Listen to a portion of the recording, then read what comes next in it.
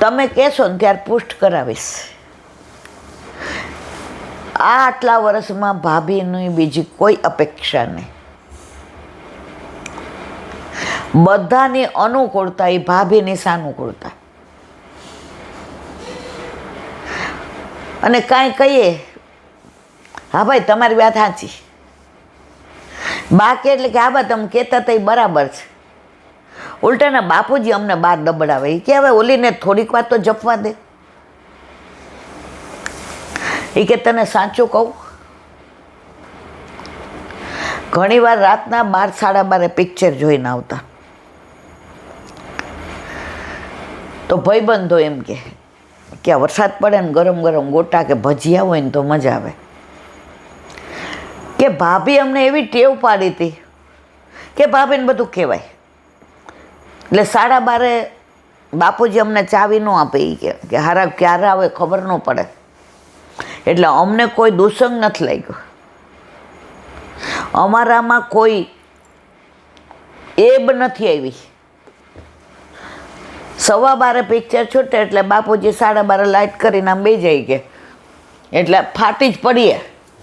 એટલે ગમે એટલું આ લોકો કહે ને તો કહું ના. તો એકવાર એ કે વરસાદ આવ્યો એટલે પછી ગાડી પાર્ક કરતો હતો, બાપુજી બહાર લાઇટ કરવા આવ્યા. ભાઈ આવી ગયો અને મોટા ભાઈ તો એ કે આ ભાભી જેવા જ છે. ભાભી કોઈ દી કહે નહીં પિક્ચર જોવા લઈ જાઓ, અને ભાઈ કોઈ દી ટિકિટ લાવે નહીં. આ બે જણા બહુ થાય ને તો રવિવારે એ કે સાંભળ આઈસ્ક્રીમ ખાવા જાય. આના સિવાય ભાભીને કોઈ શોખ નહીં. તો તે દિવસે એ કે વરસાદ આવતો હતો એટલે મારા ભાઈબંધોએ મસ્કરી કરી કે ભાભીને કે ને ગરમ ગરમ ભજીયા બનાવે. હવે આ વાત ભાભીએ ઉપર ગેલેરીમાં સાંભળી લીધી. એટલે નાઇટ ડ્રેસ પહેરેલો હતો અને અમારા ઘરમાં મર્યાદા એ બાપુજીનું માથે નથી ઓઢતા, પણ સાડી પહેરીને આવી ગયા. એ કે ભાઈ તેલ મૂકી દીધું છો, ચારેયને અંદર બોલાવજો. એ વીરા, બાપુજી કે તું જ આને બગાડસ. બાપુજી મારે ક્યાં હજી કાંઈ દીકરો દીકરી છે, આ મારો દીકરો, હું મારા લગ્ન થયા ત્યારે ચોથામાં હતા. હવે તમે હોઈ જાઓ બાપુજી. એ કે આ તને, એ કે બાપુજી તમે હોઈ જાઓ, આ તારું મારે બધું કયું કરવું પડે છે બેટા. એ કે એટલે ભાભીએ બધાને કાયમ આપ્યું જ છે. ભાભીએ કોઈ પાસેથી કોઈ અપેક્ષા નથી રાખી. એ કે આજે ભાભીને જાણે કાંઈ ન આવડતું હોય ને એ મેં અપમાન કર્યું હતું સવારે. ભાભીને આ માનભોગ, રાજગરાનો શીરો દૂધ નાખીને, મેં કીધું એવું થોડું બને, લોંદો બની જાય. આમ એટલું ખરાબ રીતે હું બોલી હતી. ભાભીએ બિચારાએ એ કહે કે હું ગઈ એટલે બનાવ્યો, અને બધાએ 1000 મોઢે સરાહના કરી, વખાણ કર્યા ભાભીના.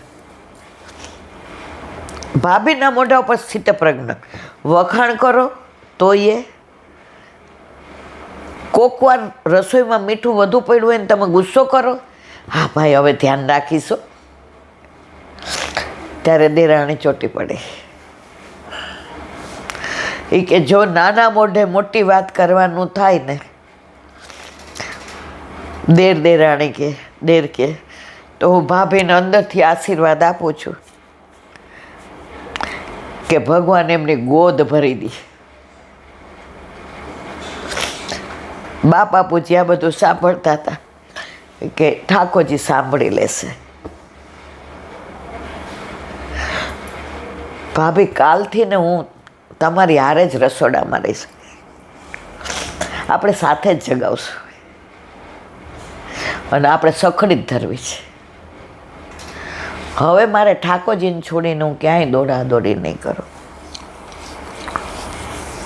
ના તું હજી નાની છો, રમવા જેવી, ખેલવા જેવી. એ કે એ બધે જઈશ તમારા દેર હારે ફરવા, પણ સવારે તો આપણે બે સાથે જ સેવા કરીશું. તો જો તુજ સંગ કોઈ વૈષ્ણવ થાય તો તું વૈષ્ણવ સાચો. તારા સંગનો રંગ ન લાગે ત્યાં સુધી કાચો. ભાભીએ કોઈ અપેક્ષા રાખી હતી? ઓલી ભણેલી હતી MBA, એટલે એવું સમજતી હતી કે આઈ એમ સમથિંગ. તારી પાસે બહારનું ભણતર હતું, પણ આને પછી એને ખબર પડી કે ભાભીએ તો BBA કરેલો છે, મીડિયમ ઇંગ્લિશમાં. આને આવતા હવે છૂટ લઈ લીધી હતી, હું સાડી નહીં પહેરું, મને સાડી પહેરીને ફાવે નહીં. જેમ હું આવી અને બધા લાજ કાઢતા હતા, આપણે પહેલેથી ખાઈપકા, એટલે બાપુજીએ કીધું તારે માં લાજ કાઢવાની નહીં. એટલે અત્યારે બધા હશે કે લાડકા ઈલા ભાભી, અને હું તો હતી જ. મારા સસરા કદાચ મારા બાપ કરતાં મને વધુ લાડ લડાવ્યા છે. એ સસરા નહોતા, એ મારા પિતા હતા. તો ગોકુળ કયું? આ ગોકુળ. આ ગોકુળમાં જન્માષ્ટમી. તો ઘરમાં ઠાકોરજી હોય છે ને, એ તમને આ બધા સાનુભાવ જતાવે છે. કઈ તમને આવીને બોલે એટલું સામર્થ્ય નથી 84-200, પણ આ બધું જતાવે છે. આજે જ મેં સાંભળ્યું કે સંસારમાં બધા આપણે યાર વિશ્વાસઘાત કરે ને, તોય આપણે પાછા એને ચોંટતા જઈએ, તોય ફરી આપણે એનામાં વિશ્વાસ પ્રસ્થાપિત કરીએ. ઘરમાં ઘણીવાર આપણું ધાર્યું ન થાય એવા પ્રયત્ન થાય, તોય આપણે ભૂલીને પાછા એને પ્રેમ કરીએ. જે વારંવાર સંસારી વિશ્વાસઘાત કરે છે, છતાંય એનો વિશ્વાસ છોડતા નથી. અને ઠાકોરજી ક્યારેય આપણો વિશ્વાસઘાત નથી કરતા. એની હારે આપણે એમ કહીએ કે મારી હારે આવું કર્યું, પણ તમારા હિતનું ન હોય ને મારા વાલા, તો એ ન કરે. બાકી તમારા હિતનું હોય તો એ કરે ને કરે જ. એમાં કોઈ શંકાને સ્થાન નહીં. એ કોઈ દી વિશ્વાસઘાત નથી કરતો, છતાંય વારંવાર સંશય ઠાકોરજી ઉપર કરીએ. મારી હારે જ આવું કરે છે. અને સંસારીઓ વારંવાર આપણો વિશ્વાસ તોડે છે, છતાંય વાલા લાગે છે. એટલે અંદર ભાવ ને ભક્તિ વધતા નથી, કુંઠિત થઈ જાય છે. ઓહો, 7:30 થઈ ગયા. તો મારા વાલા, આજે ઠાકોરજીની ષષ્ઠી, ઓલી નાળ છેદવા વાળી આવી. એ કે યશોદાજી કે તારી ભેટ લેતી જાય.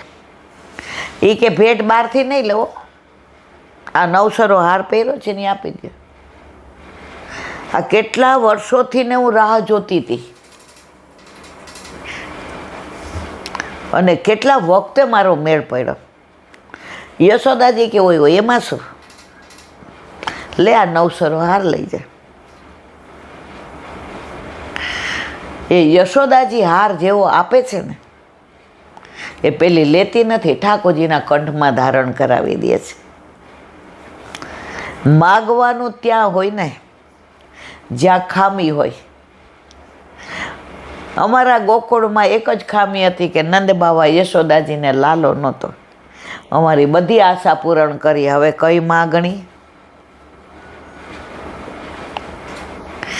તો આવી આજે છઠ અને આમ સાતમ. ઘણું બધું કેવું છે હજી, પણ હજી આઠમનો બધો આનંદ છે. એટલે કાલે જન્માષ્ટમી, અને પરમ દિવસે નંદ ઘેર આનંદ ભયો. બોલો વલ્લભા.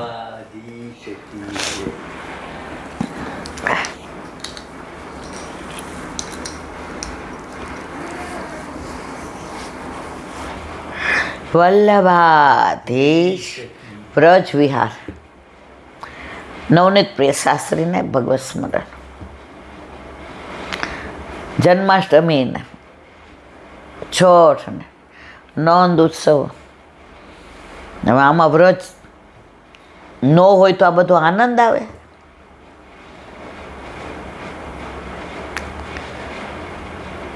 હેરી આજ નંદરાય કે આનંદ ભયો, સબ મિલી મંગલ ગાવો રી ગાવો, આજ બધાઈ કો દિન નીકો, તુમ જો મનાવત સોહી દિન આયો. બધા અષ્ટસખાના. ચિરંજીવો ગોપાલ રાની તેરો ચિરંજીવો ગોપાલ,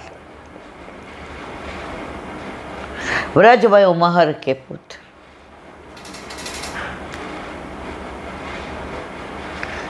સુરદાસીને તો પેલું શરણે આવ્યા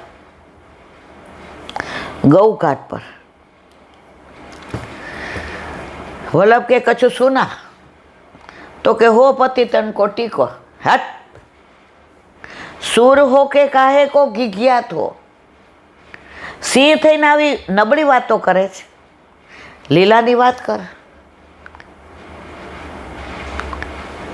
અને વ્રજભાઈઓ મહર કે પૂત ગાયું. છેલ્લે છે ગોપીના ઘર સુધી પહોંચી ગયા. વલ્લભ કે આ લીલા ઉજાગર ન કરી દે. છેલ્લી બે કડી વલ્લભે કહી દીધી. સુર સબન કી યહી ગતિ, જો હરી ગાવે. આ બધાની આ જ ગતિ છે એમ કરીને વાતને વળોટી લીધી. તો અષ્ટસખામાં સુરદાસીએ જ્યાં પરાકાષ્ઠા કરી દીધી હતી વલ્લભે, એ આખા કીર્તનનો ભાવ આ વખતે મને યાદ હતું કે આપણે 2-3 દી પહેલાંથી ને કરશું, પણ એ કીર્તન એવું છે ને મહિનો હાલે. જીવતા રહેશે તો કોક વાર એ કરાવશે. જે વલ્લભ કરાવે તે થાય. અહીંયા બેસીએ ત્યારે મને ખબર ન હોય મારે કયું બોલવાનું. ઘણા મને ફોન કરે, અમારા છોકરા વ્રજમાં ગયા છે, તમે ગોકુળ વૃંદાવન મથુરાનું. અલા ભાઈ,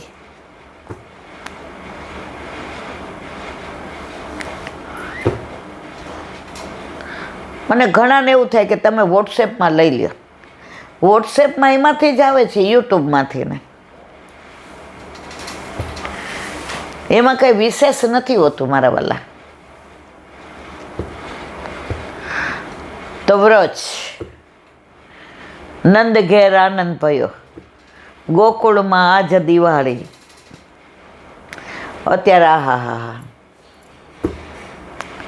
બધા કે વ્રજમાં ત્યાં આનંદ. મેં તો અમારા ઘરે ત્યાં, અમારા ઘર જ ગોકુળ છે. જ્યાં ઠાકોરજી બિરાજે એ ગોકુળ, એ વૃંદાવન, એ બરસાના, એ તાલવન, મધુવન, બૌલાવન, કોમોદવન, વૃંદાવન, બચવન, ભાંડીરવન, બિહારીવન, કોકિલાવન, ભદ્રવન, બેલવન, માટવન, ગેરેવન, કુંજ, નિકુંજ, વનલીલા, ઉપવનલીલા, હોરીલીલા, ચોરીલીલા, પ્રેમલીલા, રસલીલા, રાસલીલા, પનિહારી લીલા. આ બધું અહીંયા જ છે. અને એ જતાવે છે. પણ તમારા ઘરે તમારા માથે બિરાજતા તમારા ઠાકોરજીમાં તમને એટલો દ્રઢ વિશ્વાસ હોય તો એ જતાવ્યા વિના રહેતો નથી.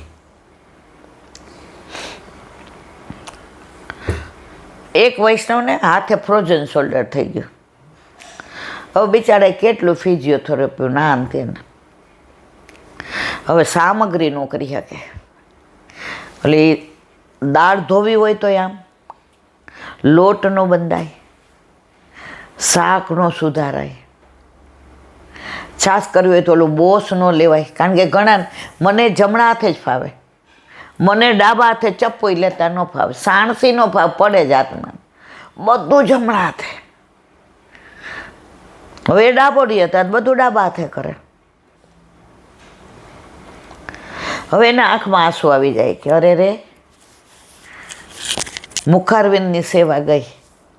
ભલે વહુ અનુકૂળ કરે, પણ મારી તો મુખારવિંદની સેવા ગઈ ને. પ્રભુ પાસે મગાઈ ને એને ખબર. એક દિન જ બોલાઈ ગયો, તને મારા હાથનું નહોતું ભાવતું એટલે આવું કર્યું. માં નથી બનાવતી બરાબર. બીજે દિવસે વહુ ઝાપટ ઝૂપટ કરતા તેના રૂમમાં. ફ્લેટ 5-6 રૂમનો ફ્લેટ હતો. કુકર ખોલીને બોસ ફેર્યું, ફરાણું, દાળ શાકે વગેરે. ઠાકોરજી માટે બુંદી પાડી.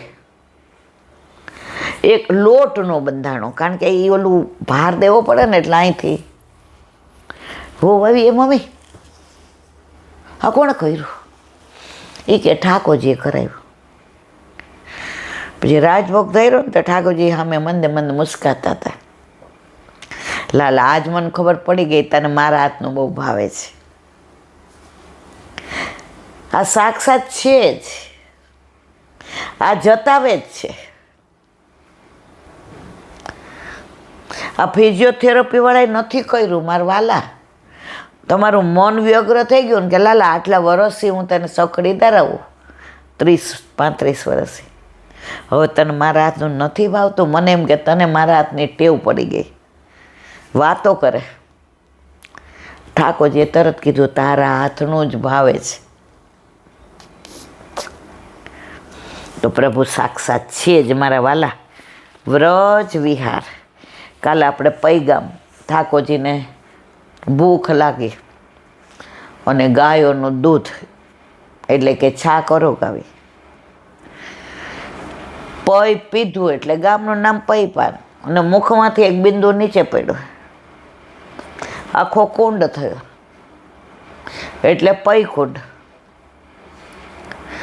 ઠાકોરજી આરોગ્ય એટલે પૈ બિહારી. હવે છે ફાલેન.